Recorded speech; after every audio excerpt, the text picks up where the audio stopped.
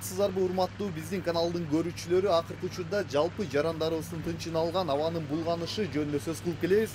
Азыр биз шаарыбыздын сыртында жайгашкан жаңы конуштардын бири Ак Ордо конушунда турабыз. Ушул жердеги турган сапатсыз көмүрлөрдүн канчалык деңгээлде сапаттуу экенин, андан сырткары ыш эмнеден пайда болуп жаткандыгын кененирээк билүү үчүн атайын эксперттер менен текшерүү иштерин кылып жүрөбүз. Биз менен бирге болуңуздар, бардыгын алдыда айтып беребиз. Ошол фильтр туруш керек. Басымдуулук бөлүгү тесттики түсмөк болуп атат. Каптап тонналап көмүрлөрдү жагып, баняларга да көмүрлөр жагылат экен, ар бир үйдө көмүр жагылат экен, анан кантип биздин абабыз бузулбайт. Түшүндүрүштөр жүргүзөбүз. Эми ошо айлык келип айтып кеткен, ушундай кылгыла деп. Көмүр жагасыңар, эмне жагасыңар деп сурап кеткен да. Буга чейин маалыматыңыздар болду эле, фильтр коюлуш керек экен деген болгон жок.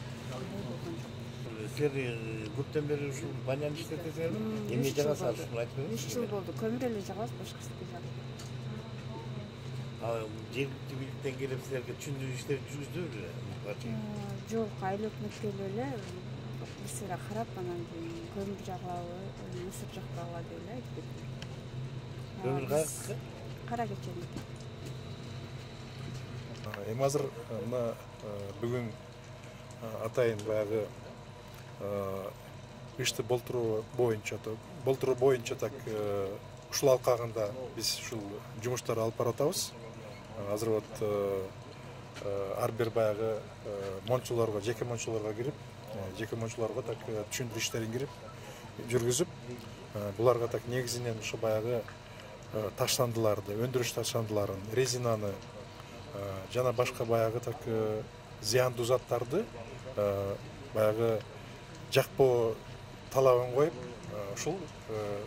ушул багыт боюнча так түшүндүрүү иштерин жүргүзүп атабыз. Бизде бүгүн мындай болуп атабыз да, мына азыркы сиздер өзүңүздөр көрүп аткандарыңыздар, бул жерде баня элге кызмат көрсөтүү максатында колдонулат. Бул кызмат көрсөтүү максатында колдонуп баштагандан баштап биринчи тартипте жанагындай эч кандай таштандылар жагылбаш керек. Бул пластик, желим, швейный отходдор, ошондой эле башка ушундай бир таштанды деп аталган бар жагылбаш керек. Бир гана көмүр жагылыш керек. Бул маселеде азыр бар экен. Бул эч кандай таштанда жагылбаптыр. Экинчи маселебиз абаны коргоо мыйзамы бар. Абанын коргоо мыйзамында атайын элге кызмат көрсөтүп, коммерческий максатта уже булар колдонуп баштагандан баштап атайын от казанынан чыга беришинде орнотмо деп коет, аппаратура, фильтр деп атап койсок болот. Ошол фильтр туруш керек.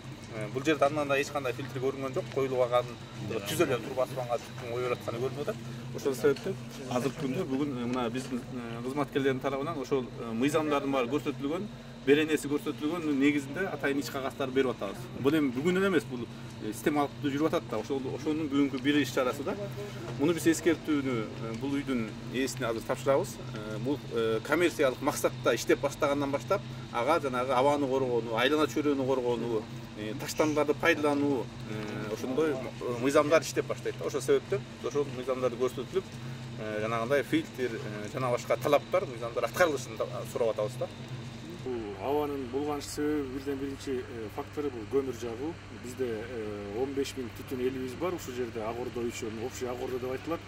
15 000 түтүн эл биз толук мыйзамдаша элекпиз. Азыр кызыл китеп чыгып атат, эми бирок өтө аз. Эми иш процесс ошондой жүрүп атат.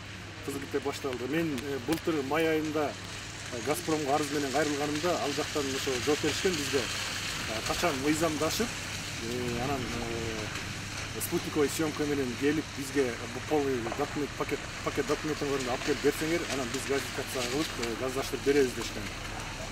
Анан биздин бул документибиз толук чыгып бүтпөгөндүгүнө байланыштуу газдаша албай, анан элдерибиз көмүр жаккандыгына байланыштуу ушундай бизде смог аябай катуу. Эми ошол эле мисалга алып келсек, Арча Бешик, Ак Өргө жана ушул сыяктуу газ кирген конуштар менен биздикин салыштырганда биздикинин абабыз өтө эле кир. Аябай кир, ден соолук аябай эле зыяндуу болуп атат. Кайсыл маалдарда кир болот? Биздики основном эртең менен эрте жумушка кетип аткан учурда отторду ушундай жагышат, анан кечке маал от аябай жагат, көмүр жагышат. Эми бизде көмүрдөн башка жок да жага турган нерсебиз. Көмүрдүн качествосу барбы, жокпу?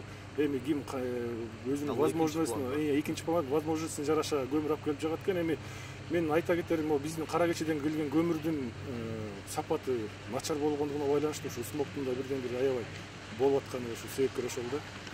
Анан бизге газ маселесин эртерээк чечип, документибиз дагы эртерээк колубузга тийип чечилип газ кире турган болсо, мен ойлойм бул смог жоголмок, чындап эле. Смог азаймак. Анан өзүңүздөр мына көрүп атасыздар, мынтип жерлердин баарында көмүр түшүрүп сатат экен, элге сатпа деп айтпайт экенбиз.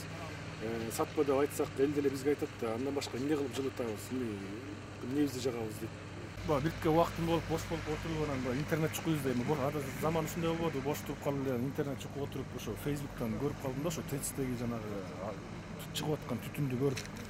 Мен деле ушу ТЭЦтен ушунчалык выброс болот деген көптөр ишенмай берип ишенчү эмесмин. Анан ошо 2 жыл, 3 жылдан бери биздеги жагып аткан баняларды кыдырып, баня жакпай, тиги фурнитураны отходун жакпагыла, резинка жакпагыла, баклажка жакпагыла деп кыдырып айтып жүргөндүгүнө байланыштуу ошо жана ТЭЦтен чыгып аткан түтүн менин көңүлүмө назарыма алынып калып, анан ошол жерде карап видеосун көрсөм, бирок чындап өтө кейиштүү акыбал экен да, аябай экен. Ошондон улам биздин да чоңдорубуз эмнегедир газификацияга өткөрбөйт, эмне үчүн ушу жаңы курулуштарды газдаштырбайт деген бир ой келип туулду да, ой жаралды.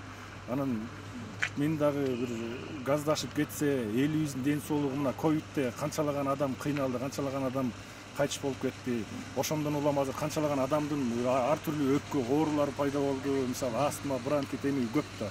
Анан азыркы биздики дагы ошо смог, ошо ТЭЦтен чыккан түтүн, жаңы конуштан чыккан түтүндөрдүн баардыгы чогулуп келип, бизди кайра оорулуу кылып, кайра адамдарыбызды аябай кыйын акыбалга алып келип атат да. Мына бүгүн биз дагы экология министрлигиндеги экологдор менен кошо Экомир фонддун атайын активисттери да кошо чыктык. Ак Ордо конушунда болдук. Абанын бузулушуна байланыштуу смогтун чыгып келишинин себебин изилдөөгө аракет кылдык. Изилдегенибиздин жыйынтыгын мен мындай деп жыйынтыктап айта алат элем. Биринчиден, бул Ак Ордо конушунда бир дагы үйдүн документтери жасалбаптыр, жок экен. Колдорунда үйдүн ушу менчигим, менин үйүм деген документ, кызыл китеби, эч нерсеси жок экен. Ошого байланыштуу газдаштыруу системасы ушунчалык кечигип жатыптыр. Булар документтин көтөрүп алып, Газпромго бара турган болсо, булардын дагы ушунчалык газдаштыруу системасын жумушун тездетип, газдаштырууга өтмөк экен. Андыктан айла жок. Мына каптап, тонналап көмүрлөрдү жагып, баняларга да көмүрлөр жагылат экен, ар бир үйдө көмүр жагылат экен. Анан кантип биздин абабыз бузулбайт. Ага кошумча ТЭЦ дагы моундай шаардын айланасындагы конуштардын дагы албетте салымы бар экенин биз билдик. Андыктан мен өкмөткө кайрылып кетер элем. Как жарандык активист катары урматтуулар, урматтуу биздин өкмөт мүчөлөрү, колуңуздардан келсе тездетип ушул Ак Ордо конушундагы жарандарыбызга үйлөрүнүн, менчиктеринин документтерин тездетип беришсеңиздер, бар жогу эмдиги жылы биз таза абада жашап калышыбыз мүмкүн экен. Чоң рахмат.